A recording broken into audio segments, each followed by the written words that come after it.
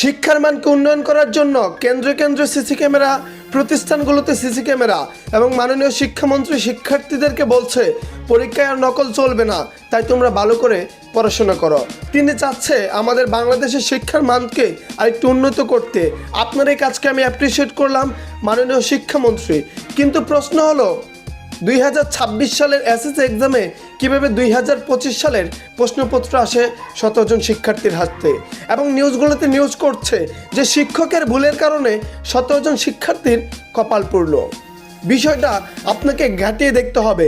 শিক্ষার্থীরা যখন এসএসসি পরীক্ষা দিচ্ছে তখন তারা প্রায় 50% কোশ্চেনে অ্যান্সার করে ফেলেছে।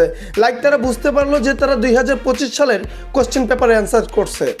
ওইটা বোঝার পর শিক্ষককে জানানোর পর শিক্ষক তাদেরকে নতুন কোশ্চেন পেপার দিল এবং এক্সট্রা 30 মিনিট সময় দিল।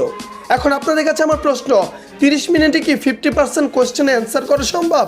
কখনোই সম্ভব হবে না।